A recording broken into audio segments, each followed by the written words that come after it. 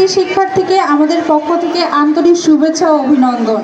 সমাজ কল্যাণ বিদ্যাবিথি school and কলেজে একাদশ শ্রেণীর নবীনবরণ উৎসব 2025 পালিত হয়েছে। 10ই নভেম্বর নবীনবরণ অনুষ্ঠানে প্রধান অতিথি হিসেবে উপস্থিত ছিলেন জনাব মোহাম্মদ শহীদুল ইসলাম, এনডিসি বিভাগীয় কমিশনার, রংপুর।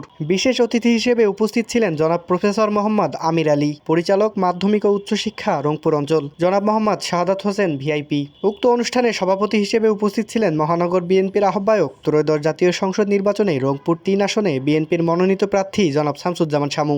নবীনবরণ অনুষ্ঠানে শামসুজ্জামান শামু বলেন, দীর্ঘ সময় ধরে রংপুরের উন্নয়ন হয়নি। রংপুরের শিক্ষা খাতগুলোকে উন্নত করতে হবে। বাংলা ইংরেজি ভাষার পাশাপাশি নতুন ভাষা রপ্ত করতে হবে।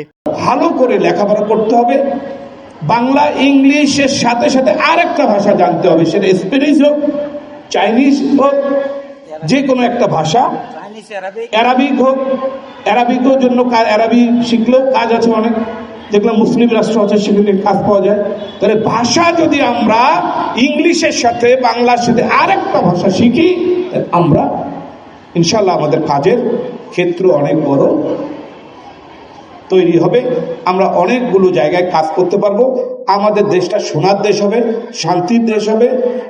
আমরা সবাই শক্তিশালী ভিত্তি নিয়ে বাংলাদেশকে পৃথিবীতে একটা শক্তিশালী রাষ্ট্র হিসেবে প্রতিষ্ঠিত করতে পারবো ইনশাআল্লাহ।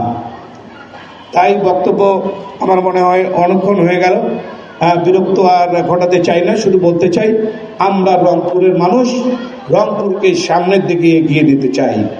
এখন এই এগিয়ে নিতে চাইলে আপনাদের সবার সহযোগিতা আমার প্রত্যাশা। আপনারা এখানে যারা আছেন, যাদের বয়স 18+, আপনারা যারা আছেন তাদের সহযোগিতা, সবার সহযোগিতা চাই। আর ছোট সোনামণিরা বাড়িতে যে বলবে যে আমাদের আঙ্কেল আমাদের আজকে বক্তব্য দিয়েছে, উনি আমাদের গার্জিয়ানদের সবার সহযোগিতা চেয়েছে, দোয়া চেয়েছে। নবীনবরণ অনুষ্ঠানে আলোচনা সভার পরে কৃতি শিক্ষার্থীদের মাঝে সম্মাননা স্মারক প্রদান করেন অতিথিবৃন্দ। এরপর সাংস্কৃতিক অনুষ্ঠানের মধ্য দিয়ে শেষ হয় একাদশ শ্রেণীর নবীনবরণ অনুষ্ঠান। আসলে আসুক